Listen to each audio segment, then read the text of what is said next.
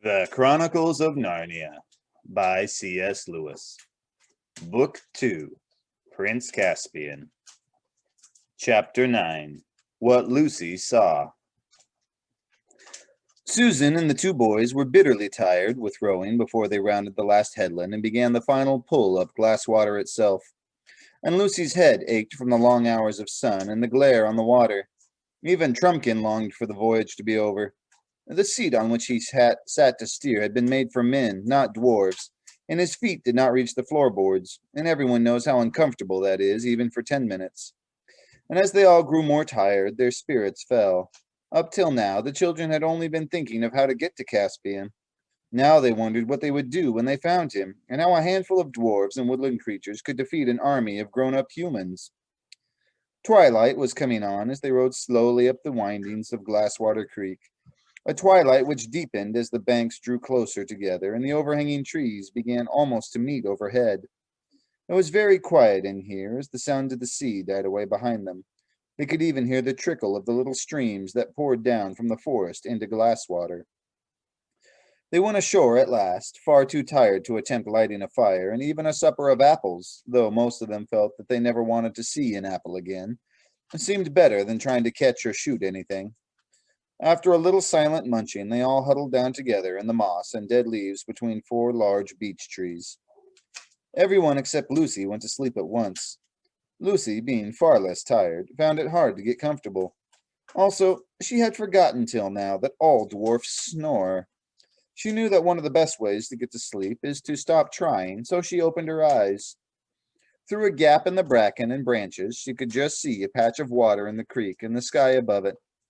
Then, with a thrill of memory, she saw again, after all those years, the bright Narnian stars.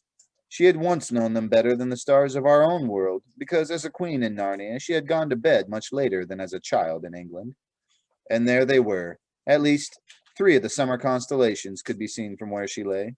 The ship, the hammer, and the leopard. "Dear old leopard," she murmured happily to herself. Instead of getting drowsier, she was getting more awake, with an odd, nighttime, dreamish kind of wakefulness. The creek was growing brighter. She knew now that the moon was on it, though she couldn't see the moon. And now she began to feel that the whole forest was coming awake like herself. Hardly knowing why she did it, she got up quickly and walked a little distance away from their bivouac. "This is lovely," said Lucy to herself. It was cool and fresh. Delicious smells were floating everywhere. Somewhere close by, she heard the twitter of a nightingale beginning to sing, then stopped, then beginning again. It was a little lighter ahead. She went towards the light and came to a place where there were fewer trees and whole patches or pools of moonlight. But the moonlight and the shadows were so mixed that you could hardly be sure where anything was or what it was. At the same moment, the nightingale, satisfied at last with his tuning up, burst into full song. Lucy's eyes began to grow accustomed to the light, and she saw the trees that were nearest her more distinctly. A great longing for the old days when the trees could talk in Narnia came over her. She knew exactly how each of these trees would talk if only she could wake them, and what sort of human form they would put on. She looked at a silver birch. It would be a soft, showery voice and would look like a slender girl, with hair blown all about her face and fond of dancing. She looked at the oak. He would be a wizened but hearty old man with a frazzled beard and warts on his face and hands and hair growing out of the warts. She looked at the beech under which she was standing. Ah, she would be the best of all. She would be a gracious goddess, smooth and stately, the lady of the wood. "Oh, trees, trees, trees," said Lucy, though she had not been intending to speak at all. "Oh, trees, wake, wake, wake! Don't you remember it? Don't you remember me? Dryads and hamadryads, come out, come to me!" Though there was not a breath of wind, they all stirred about her. The rustling noise of the leaves was almost like words. The nightingale stopped singing as if to listen to it. Lucy felt that at any moment she would begin to understand what the trees were trying to say. But the moment did not come. The rustling died away. The nightingale resumed its song. Even in the moonlight, the wood looked more ordinary again.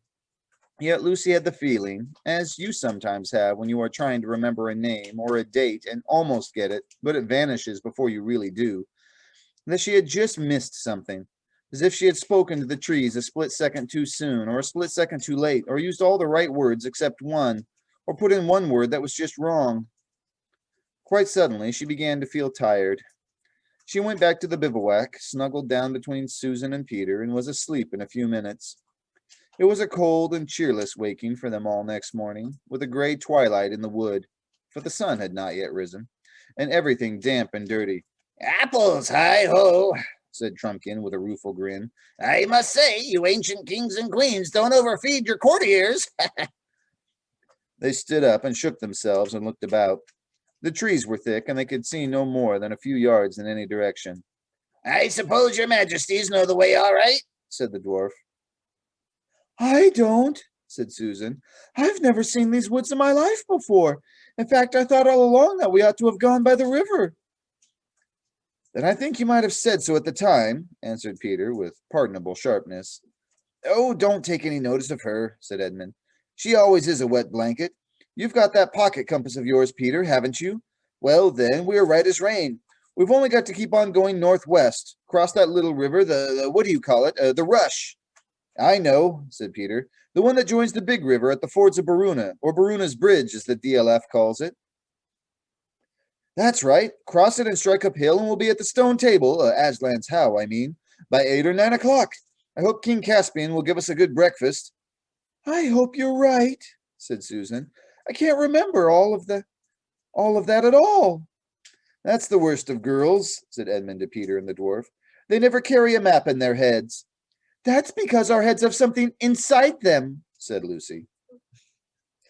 At first, things seemed to be going pretty well.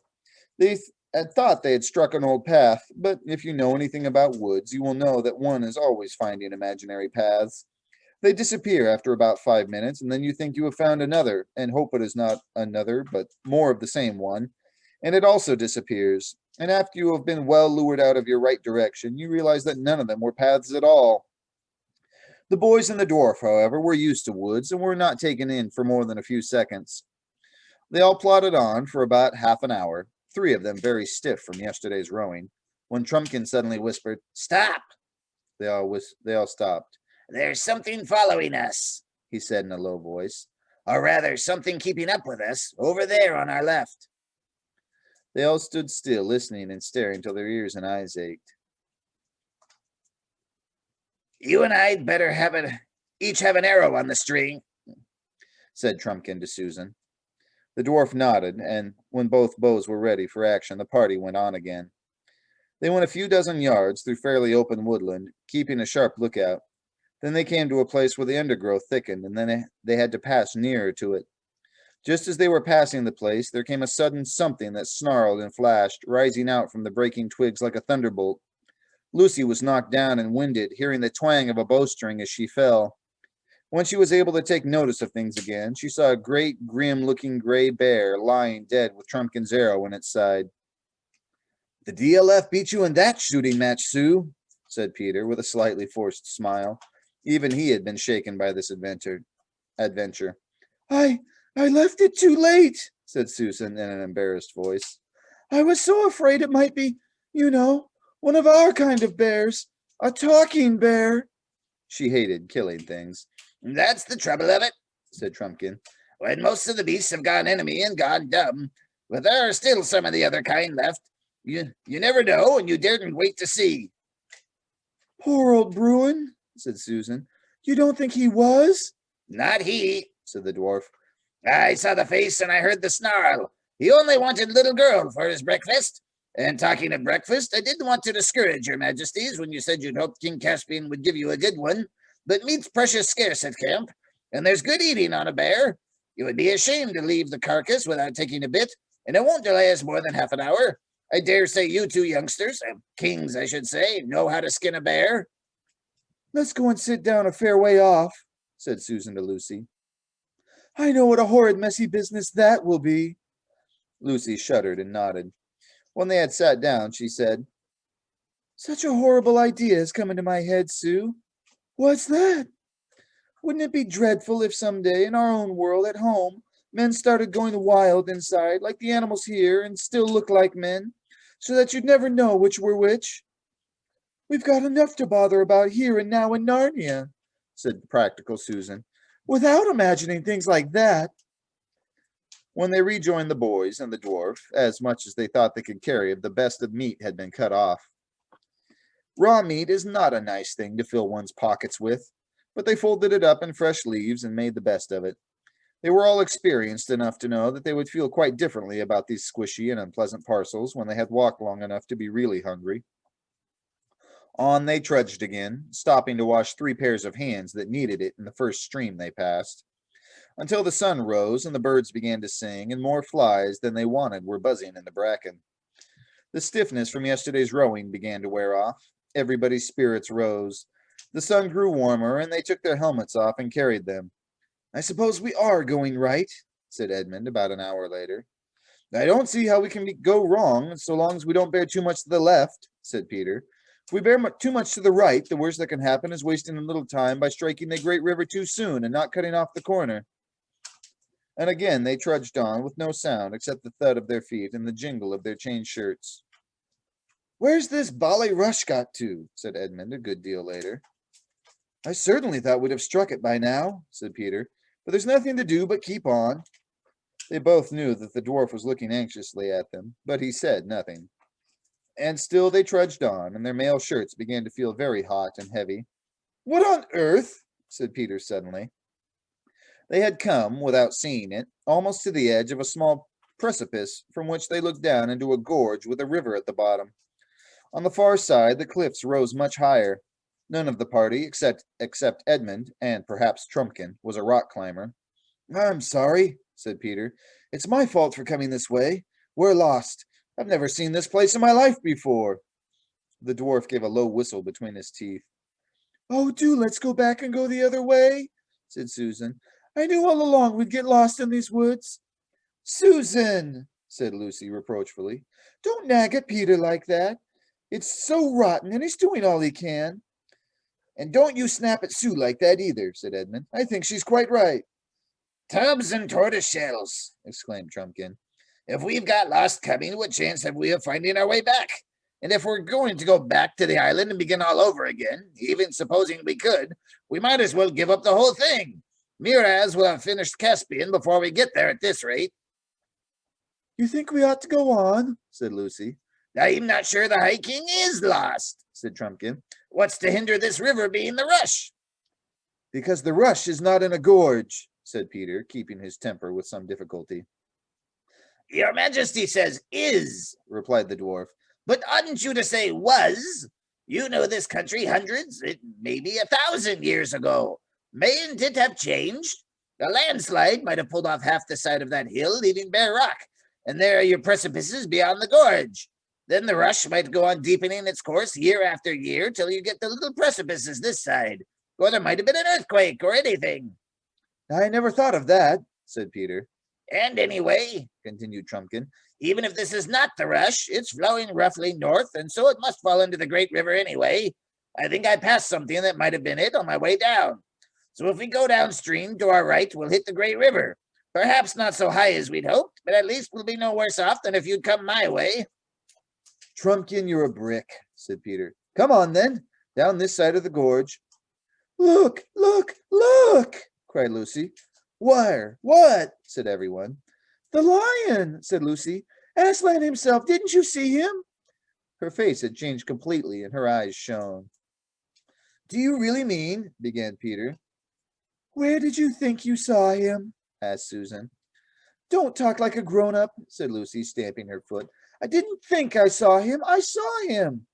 Where, Lou? Said Peter. Right up there, between those mountains, Ashes. No, this side of the gorge. And up, not down, just the opposite of the way you want to go. And he wanted us to go where he was, up there. How do you know that's what he wanted? Said Edmund. I just know, said Lucy, by his face. The others all looked at each other with a puzzled silence. Her Majesty may well have seen a lion, put in Trumpkin. There are lions in these woods, I've been told, but it needn't have been a friendly and talking lion any more than the bear was a friendly and talking bear. No, don't be so stupid, said Lucy. Do you think I don't know Aslan when I see him? He'd be a pretty elderly lion by now, said Trumpkin. if he's one you knew when you were here before.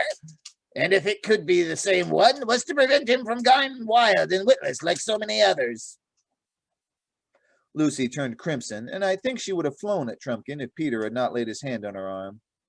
The DLF doesn't understand. How could he? You must just take it, Trumpkin, that we do really know about Aslan, a little bit about him, I mean, and you mustn't talk about him like that again. It isn't lucky for one thing, and it's all nonsense for another. The only question is whether Aslan was really there. But I know he was, said Lucy, her eyes filling with tears. Yes, Lou, but we don't, you see. There's nothing for it but to vote, said Edmund. All right, said Peter. You're the eldest DLF. What do you vote for, up or down? Down, said the dwarf. I know nothing about Aslan, but I do know that if we turn left and follow the gorge up, it might lead us all day before we find a place where we can cross it. Whereas if we turned right and go down, we're bound to reach the great river in about a couple of hours. And if there are any real lions about, we want to go away from them, not towards them. What do you say, Susan? Don't be angry, Lou, said Susan. But I do think we should go down. I'm dead tired. Don't let's get out of this wretched wood into the open as quick as we can. And none of us except you saw anything. Edmund, said Peter. Well, there's just this, said Edmund, speaking quickly and turning a little red. When we first discovered Narnia a year ago, or 1,000 years ago, whichever it was Lucy who discovered it first, and none of us would believe her. I was the worst of the lot, I know. Yet she was right after all. Wouldn't it be fair to believe her this time? I vote for going up. Oh, Ed, said Lucy, and seized his hand. And now it's your turn, Peter, said Susan. And I do hope... Oh, shut up, and let a chap think, interrupted Peter. I'd much rather not have to vote. You're the High King, said Trumpkin sternly. Down, said Peter after a long pause. I know Lucy may be right after all, but I can't help it. We must do one or the other. So they set off to the right along the edge, downstream, and Lucy came the last of the party, crying bitterly.